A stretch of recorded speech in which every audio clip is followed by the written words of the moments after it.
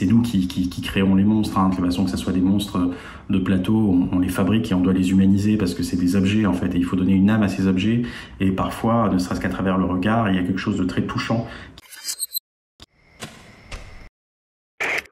Mohamed, Maïssa,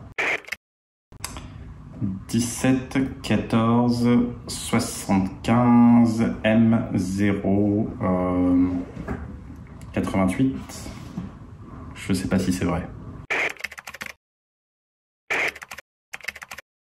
Oui et non, on peut dire que c'est une malédiction. En même temps, c'était une malédiction qui a touché pas mal de gens. En fait, la principale raison s'appelle le Covid. On a attendu en fait patiemment 2 ans en fait presque. Alors le film, ça n'a pas empêché le film de sortir dans certains pays. Hein. Il est au cours de l'année 2020, il est sorti en Europe de l'Est, dans les pays scandinaves par exemple.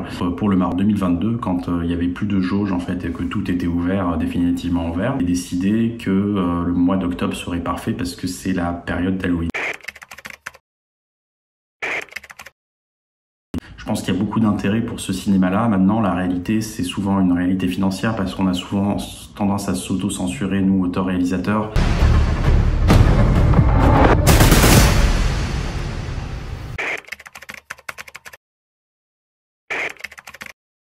Je pense à tous ces films en fait qui impliquent des enfants, et c'est une vague, un peu une mode qu'on a retrouvée aujourd'hui récemment, par exemple avec Stranger Things. Et puis l'idée, c'était aussi de parler de cette fête que j'ai connue moi quand j'étais petit, Ashura, parce que j'ai grandi au Maroc, et mon Ashura à moi, parce que chacun a son Ashura, et notamment selon les régions dans lesquelles, les régions du Maroc dans lesquelles on habite. Ben moi, mon Ashura, c'était des pétards, des feux d'artifice avec mes amis proches, et c'était un bon souvenir. Donc pour moi, c'était vraiment le contexte idéal pour, en partant du postulat de départ que c'est une créature qui se nourrit des enfants, donc Ashura, les enfants sont dehors, donc c'est un peu le supermarché pour cette bestiole, elle a qu'à sortir et pour se nourrir.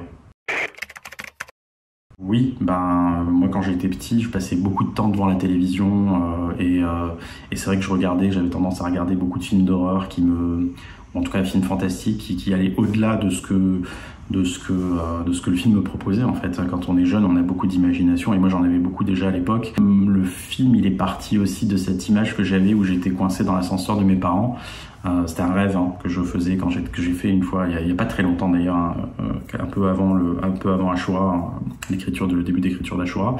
Et donc j'étais dans l'ascenseur de mes parents, qui est un grand ascenseur en fait, avec une sorte de lumière néon blanche, et d'un coup cette lumière néon s'éteint, elle se rallume, et je me retrouve nez à nez en fait avec cette immense bestiole qui fait presque 3 mètres et qui se penche vers moi pour me regarder. Et voilà, ça c'était un peu un point de départ en fait pour cette envie de raconter le film.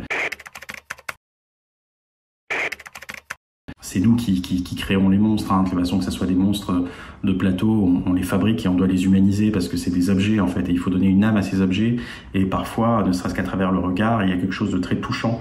Il y a en tout cas dans les créatures une sensibilité, quelque chose qui explique pourquoi on est devenu monstrueux. Et donc voilà, je trouve que c'est pour ça que c'est un sentiment exacerbé de nos traits humains. Comme des humains peuvent devenir monstrueux, un monstre l'est déjà de départ, et quand on explique comment ce monstre est devenu aussi monstrueux, ben, je trouve qu'on y injecte une âme qui est super intéressante.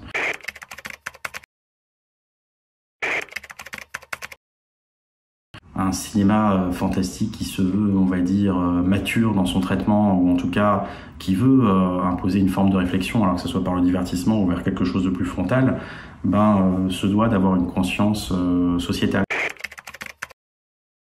Dans la culture américaine, en fait, Halloween, par le biais du merchandising, de produits, de déguisements qu'on achète et qu'on va s'habiller pendant la nuit du 31 octobre, le film aussi a participé, le film a participé aussi à cette popularisation de cet événement. Et c'est aussi c'est devenu un peu un sous-genre du cinéma fantastique ou du cinéma d'horreur. C'est les films de fête en fait, des films donc on a Halloween, on a des films d'horreur qui se passent pendant Noël, on a des films d'horreur qui se passent pendant la Saint-Valentin. Je suis sûr que toutes les fêtes qui existent ont leurs films d'horreur.